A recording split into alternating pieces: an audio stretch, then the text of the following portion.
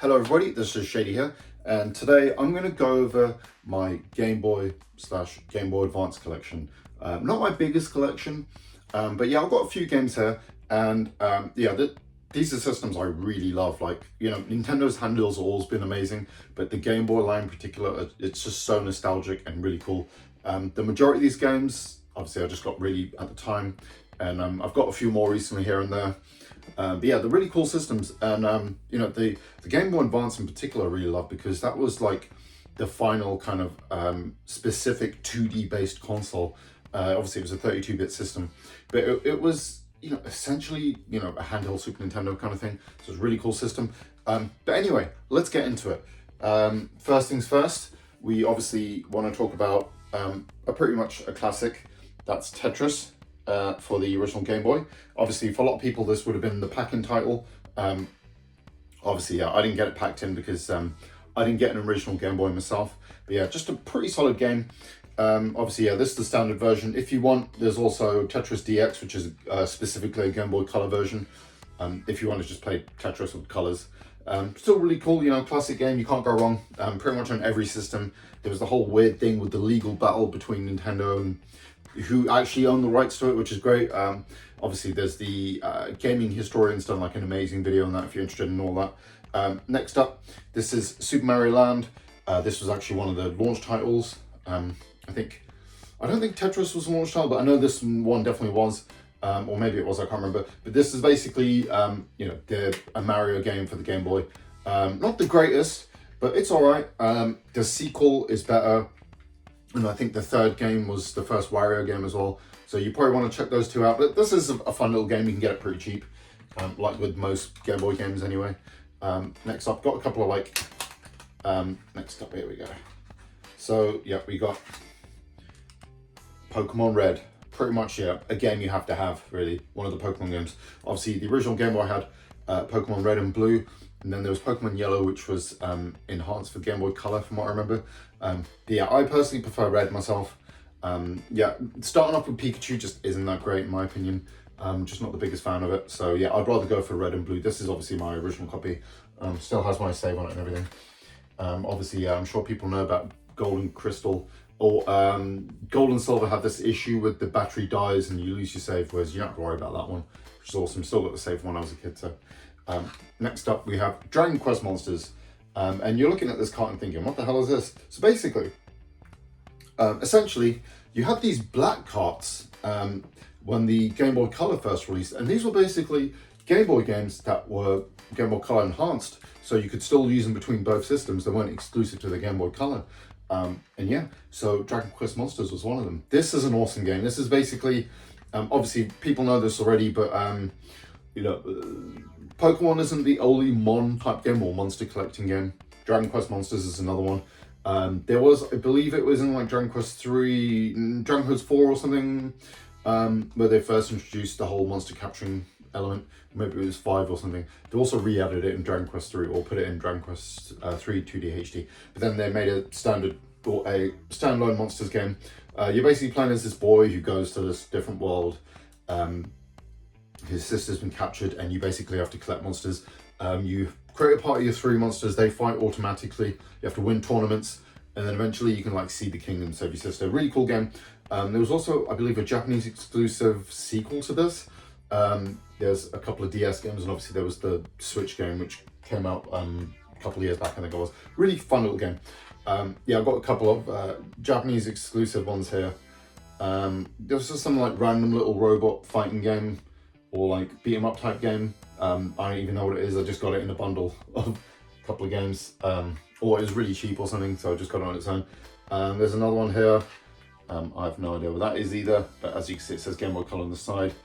Yeah, so just I think that's some sort of like shmup or something. I can't remember. Maybe it's not, but yeah, one that I really love, Puyo Puyo Sun. Yeah, so Puyo Puyo games are, well, you probably know them as Dr. Robotnik's Mean Bean Machine, which was released for the Mega Drive or Genesis, whatever you call it. But originally in Japan, it was just Puyo Puyo. It's a fun little game where it's basically like a version of Tetris puzzle game. You have these 4 different colored beans, you have to match them up at 4 in a row. and then they kind of blow up and you kind of, you know, get points. But you also play against each other, and you have to, like, the more points you get, you put these stones on the opposition side, and it makes it harder for them. And the whole point is beating. It's like a Tetris versus almost. Cool game. This was also, I believe there was also a PlayStation, Saturn, and N64 versions, all just released in Japan. Most of these Puyo Puyo games were early in Japan. I think the first official Puyo Puyo game was like Puyo Puyo Fever, which was on like the PS2, GameCube, and original Xbox or something. But yeah, obviously, yeah, it works because it's region free. Really solid game. Yeah, definitely worth picking up. Next up, we've got a couple of like exclusive Game Boy Color games. So yeah, these carts actually look a bit different. Yeah, so they typically in like a clear cart, and they look like that, so you can see a bit of a difference. The bit comes up from the top instead, so you know it only works with the Game Boy Color, and it just says Game Boy Color up there. And yeah, it's cool. It's, you know, clear and everything. So this is Magical Drop, which is like a cool little puzzle game. You have to like shoot these. I think the balls come down, and you have to shoot things at them, and then make them disappear in different rows. And then yeah, it gets progressively harder, sort of thing. Next up, one of my absolute favorites, Yu-Gi-Oh! Dark Duel Stories. This was the only Yu-Gi-Oh! Game Boy game we got over here. Obviously, there was a couple before this. What was it? I think they were called like Expert Duel in Japan. So there's Expert Duel 1, 2, 3, and 4. We only got 3, which was called Dark Duel Stories. Yeah, fun little game. If you want to play Yu-Gi-Oh! On the original Game Boy Color, there you go. Looks great. Kind of plays a little bit Forbidden Memories-esque. You can do fusion, doesn't quite work the same way as the proper card game. But yeah, it's really cool. And yeah, that's just all of my kind of Game Boy / Game Boy Color games. Next up, got the old Game Boy Advance. Yeah, obviously, got a couple more Yu-Gi-Oh! Games here.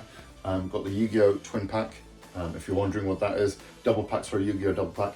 That's basically, what is it called again? The Sacred Cards and Refresh of Destruction kind of put onto a single card. You can buy them both separately, but it's just cheaper to buy them both in 2 in 1. There's a few double cart versions of games for the Game Boy Advance.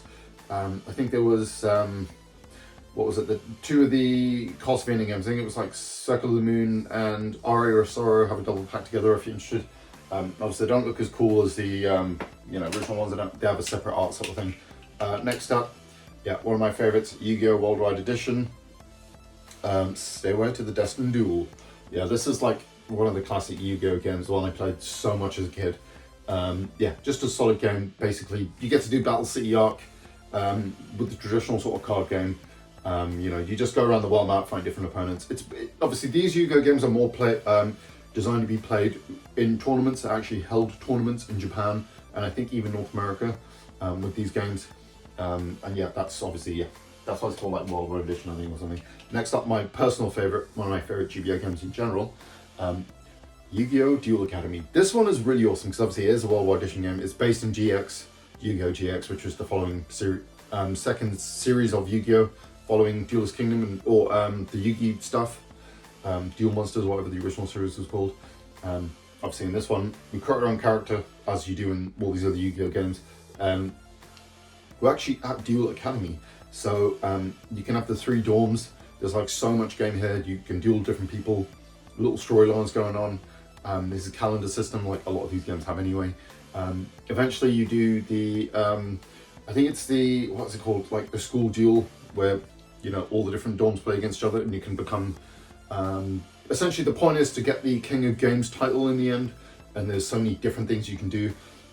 Yeah, there is kind of like an end state to the game, like collecting all the cards and doing all sorts of stuff, beating everyone, but you can just play it for fun, build loads of different decks and all that. That's what I used to love doing, just building different decks and dueling everyone, collecting all the cards, everything. There's a lot of game here, and it's just a fun, like, you know, you got an hour or so to kill in the evening, you know, before bed or something. Just a great game to play. Yeah, one of my favorites. Next up, yeah, this is one I picked up ages ago, Shining Soul. I picked this up, like, I remember, I think me and my mate, this was when I was down in, see my mate in Wales. I believe we were in like Hereford or something like that. I can't remember exactly where it was, but we went into this game shop and I saw this for a few quid, so I decided to just pick it up. I think it's basically kind of a Diablo type clone or something. in the Shining series, from what I remember. I haven't actually played this game yet, and there is also, oh sorry, I believe this is actually the second game. There is the first and this is the second, sorry. There you can kind of see a 2 behind him there. Yeah, really, yeah, I'll actually have to try to play that at some point. And obviously, yeah, as you can imagine, yeah, I do have a Pokemon game. This is Pokemon Sapphire version. Yeah, I'm not even sure if this is even an official card. It's like, it's hard to tell with a lot of these games, isn't it? But I mean, I got it relatively cheap, so I'm assuming it probably isn't. But yeah, it won't be leaving my collection. That's kind of the thing. That's why I'll probably never sell any of these, a lot of these games, because I don't even know if they're real or not with some of them. But yeah, just a fun game. Obviously, this is Gen 3 of Pokemon. Really good. Obviously, still 2D. Adds a lot of quality of life features from the previous 2 generations. Yeah, the Sinnoh, I can't remember the name of the region, but what's really cool is you have Ruby and Sapphire, and there's this really cool thing near the end where this big event happens, and then it kind of changes the environment. And what's cool about this version is there's kind of like this rain effect that starts happening. It just looks really cool. But yeah, really great game. I really love Gen 3. There's also remakes for the 3DS as well if you're interested, which are great as well. I personally prefer the original sprite-based stuff, but yeah, that's just me. Next up, one of my absolute favorites, Final Fantasy Tactics Advance. This game was a massive deal, by the way, because obviously, as everyone knows, Final Fantasy 7 went to the PlayStation, and then kind of Final Fantasy stopped being a Nintendo thing. And then, obviously, years later, finally, they bought some Final Fantasy games to Nintendo again. And those were, obviously, Final Fantasy Tactics, which was the first game, and then Final Fantasy Crystal Chronicles to the GameCube. And yeah, what's really cool about this game is it has this awesome feature where, I'm sure you guys know this, but there's this thing called the Game Boy player for the GameCube you can attach, and it lets you basically play Game Boy Advance stuff on your TV through your GameCube. This game actually has like a TV mode specifically for that Game Boy player for the GameCube. Kind of crazy, but yeah, awesome. Okay, we've got just 3 games left. Next up, one of my personal favorites, Metroid Zero Mission.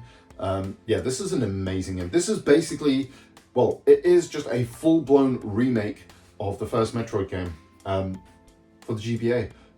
Essentially has like Super Metroid style graphics. So if you want to play like, you know, a 16-bit version of Metroid, there you go, it's here. And what's great about this is there's kind of like this kind of epilogue thing at the end of it as well. So like a whole added section after the actual original game. And you can unlock the original bloody game in this as well. I think you just have to complete the game or something. But yeah, you have 2 games in one. So that's really cool. And what's really weird is they also released these things called the NES Classic. I can't remember. NES Classics Collection. It was a bunch of like the original Nintendo games like Zelda, Mario. I think Zelda 2 might have been in there, and a few others, Ice Climbers, things like that. And also Metroid. So you can bought that version of the game, or you can buy this. And what's really weird is that version, standalone Metroid version, NES Classics, is more expensive than this. Makes no sense. Just buy this. Next up, obviously, yeah, Metroid Fusion, Metroid 4, in other words. This is the sequel to Super Metroid, or, yeah, Super Metroid, what am I talking about? Of course it is. Yeah, for the Super Nintendo. Yeah, there's a weird thing with the Metroid releases. Yeah, so you have like the Prime series, 1, 2, 3, which are first, and obviously eventually 4, I'm assuming. And then it goes into Metroid 1 / Zero Mission, Metroid 2 for the Game Boy, and like, I guess Samus Returns for the 3DS. And then if I'm correct, it goes Metroid Other M, even though I don't know if they're still including that or not. Then it goes Super Metroid, then it goes this game, then it goes Dread. Yeah, weird, isn't it? But yeah, this is Metroid 4, really amazing game. Yeah, just one of the best games for the GBA. Obviously Metroidvanias, you know, it's the search action, I guess some people call it, where you have to get powers to unlock different areas to kind of, you know, the map is almost like a labyrinth and you have to kind of explore it. But yeah, this is definitely one of the best Metroid games. It's really cool. And yeah, last but not least, yeah, like I said, it's not a very big collection. Yeah, this is a really interesting game. This is Zelda, A Link to the Past / Four Swords. So this is essentially a port of Metroid, a port of A Link to the Past for the GBA that also includes this multiplayer game called Four Swords. And this is a really interesting game because there was also a GBA version of this, and you could hook them up using the Game Boy Advance link cable or a controller link cable for the GameCube, and you could do 4-player like that, and everyone can have their own screen. Yeah, very weird. It's kind of like this game you play as 4 different links, and you can kind of do little puzzles and stuff. They also did a free version of it for the 3DS, but obviously you can't access that anymore now. Yeah, really cool. Cool version anyway. This actually, I think, improved a few things, like some glitches and things. So it's kind of like the most kind of up-to-date version of Link to the Past. Obviously, you know, screen-wise, it's a little smaller because it's designed for the GBA screen. But it looks great on the actual GBA if you do play it. But yeah, that's my entire collection. Yeah, obviously, I'm kind of actively still kind of collecting for these systems. So yeah, I'm sure I'll add more as it goes on. But yeah, that's my whole collection. Yeah, pretty cool anyway. And yeah, obviously, if you guys watch this video, like, subscribe, all that YouTube jazz.